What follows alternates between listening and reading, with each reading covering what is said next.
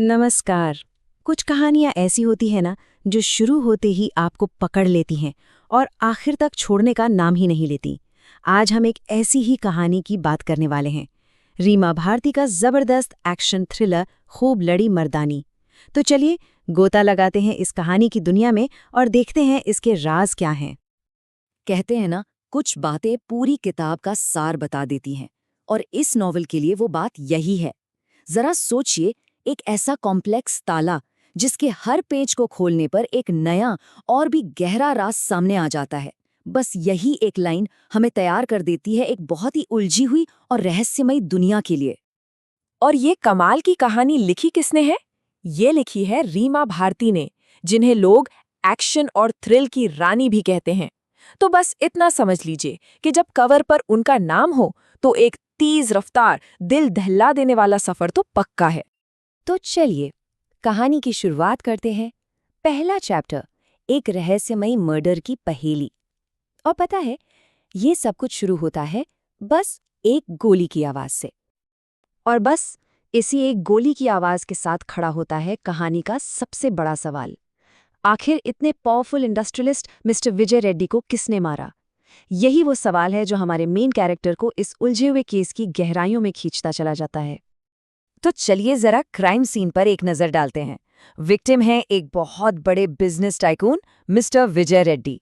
जगह है उनका अपना प्राइवेट अपार्टमेंट, और मौत की वजह माथे पर एक गोली।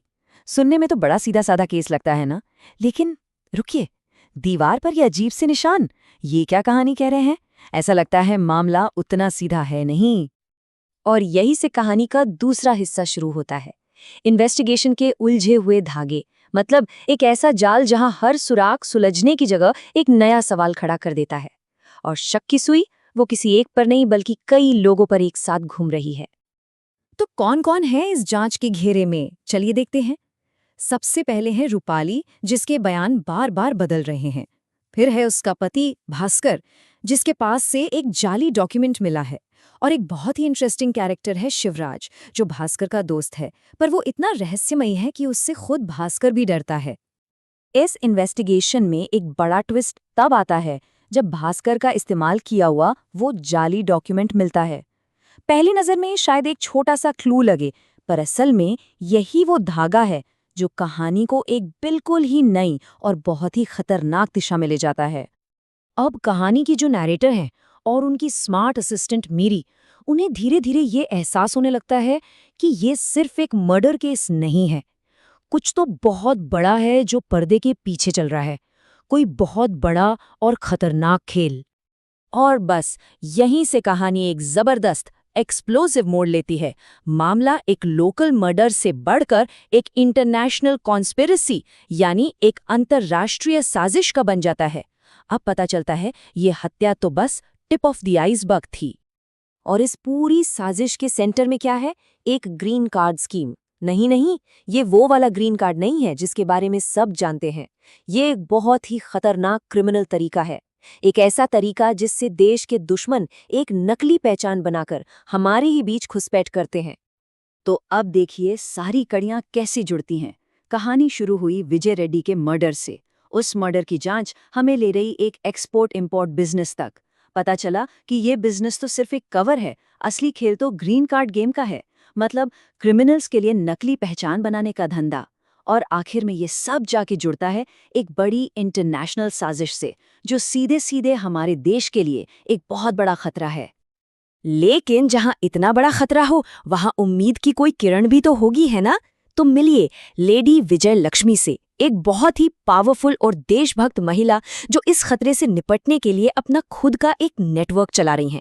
मतलब ये एक सीधी सीधी अच्छाई और बुराई की टक्कर है। और अब हम पहुंचते हैं कहानी के फाइनल और सबसे एक्साइटिंग हिस्से में। एक्शन, थ्रिल और देशभक्ति, सब कुछ एक साथ।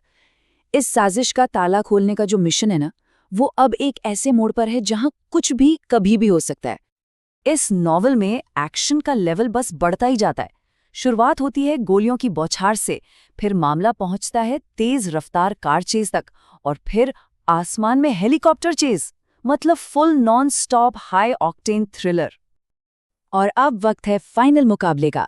एक तरफ हैं पीटर और मट्टी, इस पूरी साजिश के सबसे खतरनाक ऑपरेटिव्स, और दूसरी तरफ हमारी नैरेटर और उनके साथी प्रीतम प्यारे, जो सच को सामने लाने के लिए अपनी जान तक दांव पर लगाने को तैयार हैं। तो एक बात तो साफ है, ये सिर्फ एक डिटेक्टिव स्टोरी नहीं है, ये उससे कहीं ज्यादा है। ये देश के लिए एक लड़ाई है, और इस लड़ाई में दांव पर बहुत कुछ लगा है, सब कुछ। और आखिर में हम घूम फिरकर वापस उसी सवाल पर आते हैं जहां से सब शुरू हुआ था। क्या हमारी हीरोइन इस खतरनाक साजिश का वो आखिरी ताला खोल पाएगी? इस मुश्किल पहेली का आखिरी राज क्या है? खैर, इन सवालों के जवाब वो तो नॉवल के पन्नों में ही मिलेंगे।